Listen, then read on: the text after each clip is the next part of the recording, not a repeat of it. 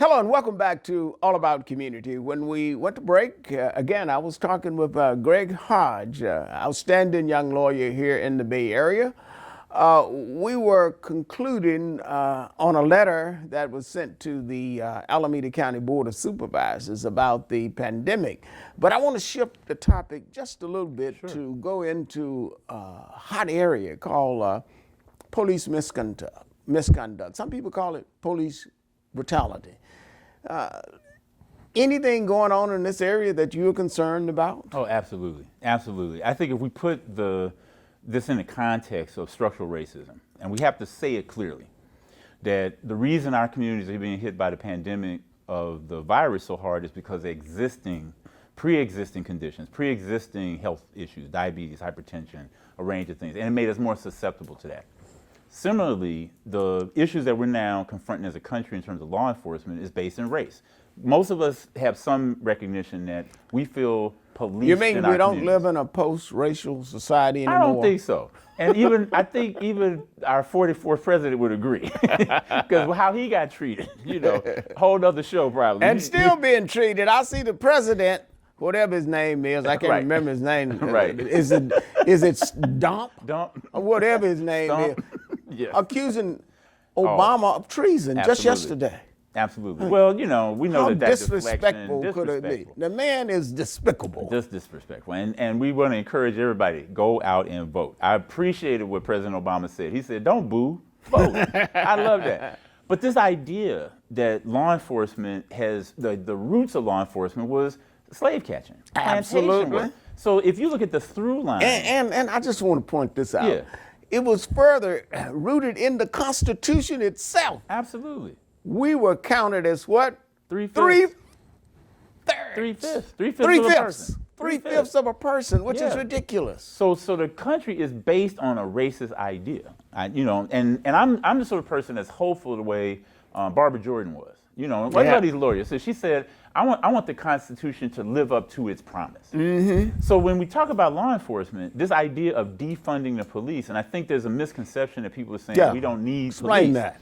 I think when I talk to advocates about it, and I believe this, is that police don't have the capacity or the willingness to respond to every single situation that we're asking them to respond to. They're responding to mental health issues, social issues, poverty issues. I want a police officer to show up at my house if somebody's breaking into my house at night with a weapon. Right. I don't want the police officer to show up to my neighbor's house if they're having an argument. I'd much rather have a social worker. So the idea around the country and here in Oakland is take the resources that we would normally spend on traditional policing, shrink that budget so that the police do only the work that they really are necessary for, and that we're sending out problem-solving officers, that we're sending out community police officers, we're sending out restorative justice officers, because many of the problems, if we think about what happened to Rayshard Brooks. Oh, yes. Brother had been drinking, decided to pull his car over into a parking lot and go to sleep. There is nothing, at least in my and my the legal Rayshard training, Brooks, in case you lost on it, it was in the case in Atlanta, Georgia, and the cop shot him in the back. Shot him in the back, and he had said to them, apparently, I want to just walk this off and go to my sister's house. Now, what would have happened had a social worker shown up and said, are you okay? And if a police officer's up the street to make sure if there was a weapon involved, that person's going to be safe. My point is, the idea of defunding the police has everything to do with putting the resources into the community where they're most needed.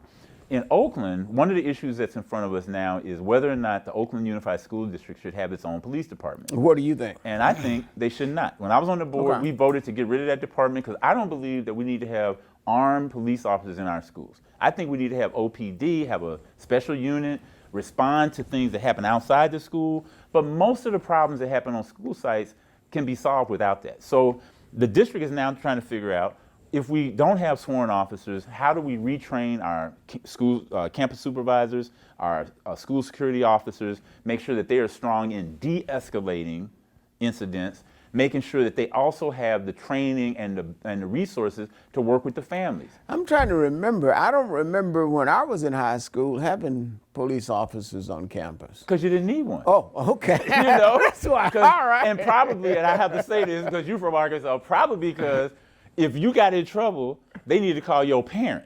And you were probably more afraid of what your parent would do You got that than right. what the Arkadelphia Police Department would do. That was, and so we have to get back to, like, how do we take care of our children educationally and socially without the risk of putting them into the school to prison pipeline? If you go to Piedmont High, I'm pretty sure they don't have offices on the campus there. I've One of the never most seen affluent any. schools in the community, or in Walnut Creek or Orinda. Most of those places basically understand the difference between education and law enforcement. And so for me, I'd like to see us be a lot more innovative and creative about how we use those resources in law enforcement to make sure that people's basic needs are taken care of.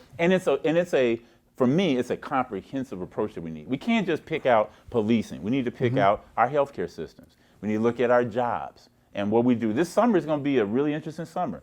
You think about all the young people who won't have a summer job this summer. That is correct. Because of the virus, because of all of what's going on.